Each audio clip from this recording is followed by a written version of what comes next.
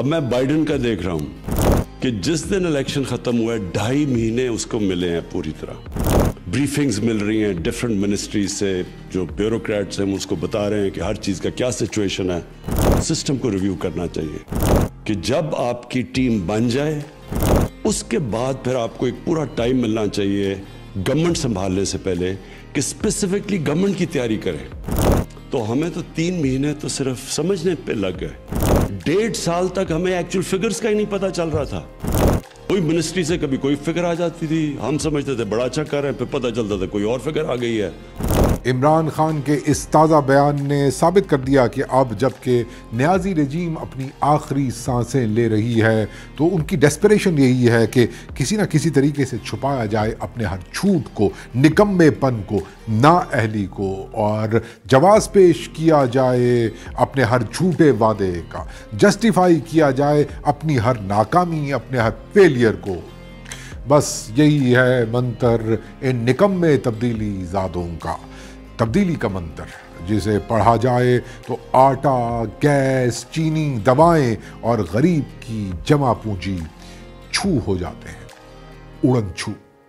اور اب تبدیلی کا منتر جاپنے والے عمران نیازی فرماتے ہیں کہ انہیں ٹیم بنانے کے لیے وقت ہی نہیں دیا گیا، اور جو ٹیم بنی وہ ان ایکسپیرینسڈ تھی۔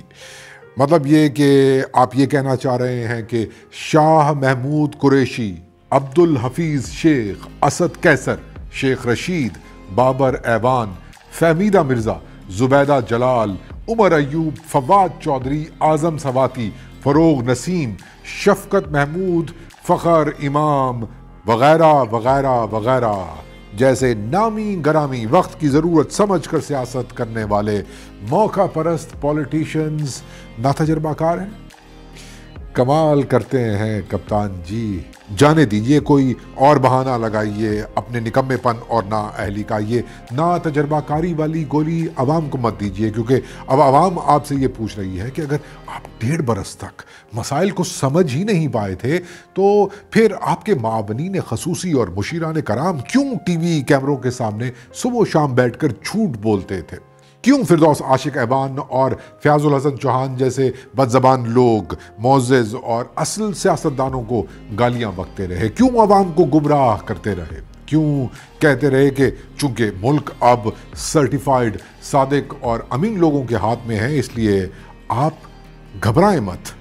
اور عمران نیازی صاحب، میں آپ سے یہ پوچھتا ہوں کہ اس 1.5 برس میں آپ کیا کرتے رہے؟ UN میں تقریریں کرتے رہے، اپنے من پسند اینکرز کو انٹرویو دیتے رہے، بڑکے مارتے رہے اور گاڑی پر کشکول لگا کر ڈرائیوری کرتے رہے، اور اب جب آپ نے ملک کی معیشت کو مکمل طور پر تباہ کر دیا، مزدوروں اور کسانوں کو خودکشیوں پر مجبور کر دیا، غریب کے منہ سے 2 وقت کا نوالا چھین لیا، اب آپ یہ فرماتے ہیں کہ قصور آپ کا نہیں، اس سسٹم کا ہے جس نے آپ کو سیکھنے کا موقع نہیں دیا، آپ کو تجربہ کرنے کا موقع نہیں دیا۔ تو وہ KP حکومت کے 5 سال کا تجربہ وہ کس کھاتے میں ڈالیں گے آپ؟ وہ بلین ٹری سونامی، وہ BRT منصوبہ، وہ چوہے مار مہم، وہ کس کھاتے میں ڈالیں گے آپ؟ رہنے دیجئے، جانے دیجئے حضور، مان لیجئے کہ آپ کی سب سے بڑی دشمن آپ کی اپنی نااہلی ہے۔ آپ کرکٹ کھیلیں، کرکٹ جہاں پر آپ کو ٹیم بنانی آتی تھی، جہاں پر سلیکشن کمیٹی آپ کے دبدبے میں تھی۔ یہ ریاست ہے جناب، کرکٹ میچ کھیلنے جیسی تفریح نہیں۔ آپ فنڈ ریزنگ کیجئے اور اس سچ کا سامنا کرنے کی کوشش کیجئے کہ کوئی خیراتی ادارہ چلانے کا تجربہ ریاستی نظام چلانے کی سند نہیں ہے۔ شاید اس سچ کا سامنا کرنے سے آپ کے اندر یہ ہمت پیدا ہو سکے کہ آپ اس ملک کے ان معزز اور اصل سیاستدانوں سے معافی مانگ سکیں جنہوں نے اپنی اہلیت اور نیک نیتی کی بنیاد پر اس ملک کو ترقی کے راستے پر چلایا تھا۔